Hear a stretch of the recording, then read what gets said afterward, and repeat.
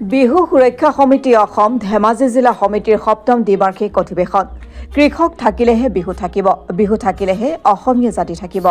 এই উদ্দেশ্য আগত ৰাখি আগবাঢ়ি যোৱা বিহু সুৰক্ষা সমিতি অসম ধেমাজি জিলা সমিতিৰ সপ্তম দ্বিবাৰ্ষিক অধিৱেশন অনুষ্ঠিত হয় ধেমাজি মহিলা সমিতি ভৱনত দিনজোৰা কাৰ্যসূচীৰ আয়োজন কৰা অনুষ্ঠানৰ পুৱা ভাগত বৃক্ষৰোপণ কৰে প্ৰণীতা গগৈ বিহু পতাকা উত্তোলন জিলা সভাপতি পবিত্ৰ সন্ধিকৈ বন্তি প্ৰজ্বলন কৰে ধৰ্মেশ্বৰ চুতীয়াদেৱে লগতে সাধাৰণ সভাখনত আগন্তুক দিনত বিহু সুৰক্ষা সমিতিয়ে কৰিবলগীয়া বিষয়ৰ ওপৰত আলোচনা কৰে উক্ত সভাত উপস্থিত থাকে কেন্দ্ৰীয় সমিতিৰ বিষয়ববীয়াসকল উল্লেখ্য যে বিহু সুৰক্ষা সমিতিৰ দাবীকে সঁহাৰি জনাই অসম চৰকাৰকে বিদ্যালয়সমূহত বিহুক ঐচ্ছিক বিষয় হিচাপে শিক্ষাদান দিয়াত যথেষ্ট সুখী হয়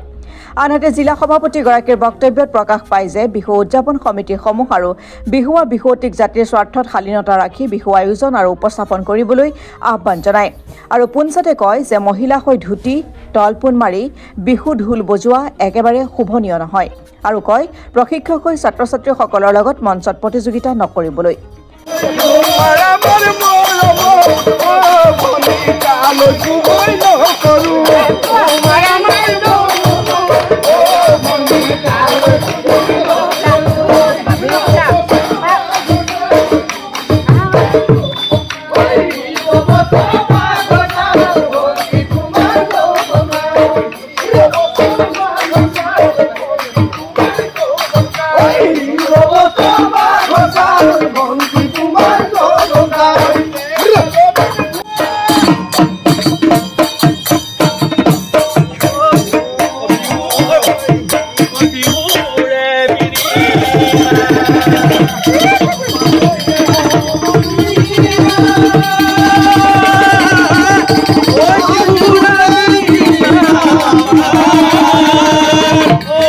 অসমৰ যেটো মানে দীৰ্ঘদিনীয়া এটা দাবী আছিল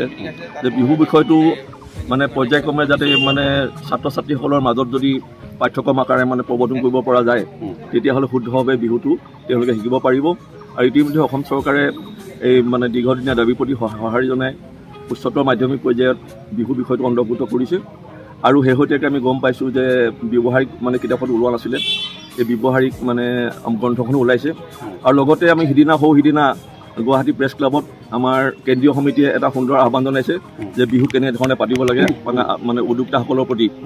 যে আমি বিহু সম্ৰাট বিহু সম্ৰাজ্ঞী এইবিলাক আমাৰ অসমীয়া ভাষাত বা আমাৰ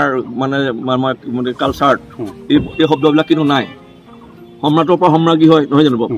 এইবিলাক নাই আমাৰ বৰ বিহুতি সৰু বিহুতি মাজু বিহুতি এনেকুৱা সুন্দৰ সুন্দৰ অভিধা আছে এইবিলাক ব্যৱহাৰ কৰক আৰু হুঁচৰিটোক মৰ্যাদা দিয়ক হুঁচৰিটোত কিন্তু মহিলা নাথাকে এতিয়া বহুতো মানে দলে এতিয়া মানে IPL খেলৰ নিচিনা কৰিছে যে এজন মালিকে দলটো কিনি লৈছে গোটেই মানে ঢুলীয়াজনক কিনিছে নামতিজনক কিনিছে তালিজনক কিনিছে নাচনীজনক কিনিছে কিনি পেলাই গোটেই মাহটোৰ কাৰণে তেওঁলোকে এখন বজাৰ মেলি দিছে এই বস্তুটো মানে বন্ধ হ'ব লাগিব আমি মনে প্ৰাণে আশা কৰোঁ যে আমাৰ বিহুটো যেনেকৈ মানে ৰসৰাজ বেজবৰুৱাই কৈছিলে নজৰহান বৰবকৈ থাকিব লাগে আমিও সেই উদ্দেশ্যে কাম কৰি আছোঁ আমি আশা ৰাখিছোঁ লাহে লাহে মানে আমাৰ অসমীয়া মানুহবিলাকে আমাৰ সকলো উদ্যোক্তাসকলে বুজি পাব আৰু বুজি পাই সেইমতে কাম আৰম্ভ কৰিব যেটা এছবি নহয় সেইটো মানে আহ্বানহে জনাইছে আমি এটা সামাজিক সংগঠন হিচাপে জাতীয় সংগঠন হিচাপে আমি আহ্বানহে জনাইছোঁ মহিলাই ঢোল বজোৱাটো কিমানটো গ্ৰহণযোগ্য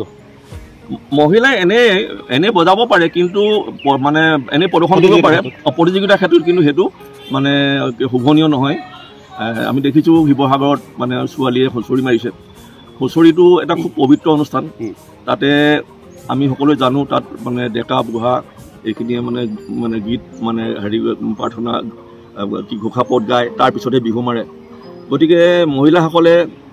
মানে তলপোন মাৰি পেলাই বিহু মৰাটো কোনো কাৰণতে এইটো সমৰ্থনযোগ্য কাম কথা নহয় সেইটোতো মানে গৰ্হিত কাৰ্য হয় কাৰণ আকৌ মানে নাচিবলৈ যায় সেইটো মানে গৰ্হিত কাৰ্য আমি তেনে যাতে কাৰ্য নহয় সেইটো আমি মানে আহ্বান জনাম সঁচা কথা ক'বলৈ গ'লে মই বিহু সুৰক্ষা সমিতিত নাছিলোঁ আৰু বিহু বিষয়ে মোৰ যিটো যেনেধৰণে যিটো মানে জন্মগতভাৱে যিটো বিহুৰ প্ৰতি ধাৰণা সেইটোৱে আছে কিন্তু বিহু সুৰক্ষা সমিতিলৈ আহি মই গম পালোঁ যে আমি বহু বস্তু আচলতে হেৰুৱাবলৈ গৈ আছোঁ আৰু সেইখিনি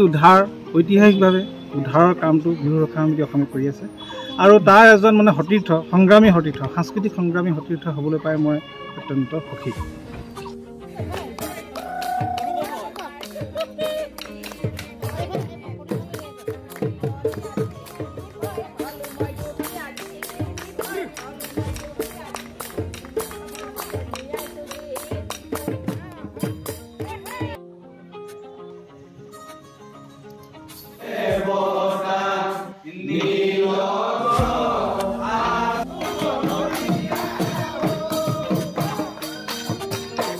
গোগামুখৰ পৰা ললিত শইকীয়াৰ ৰিপৰ্ট অসম টুডে।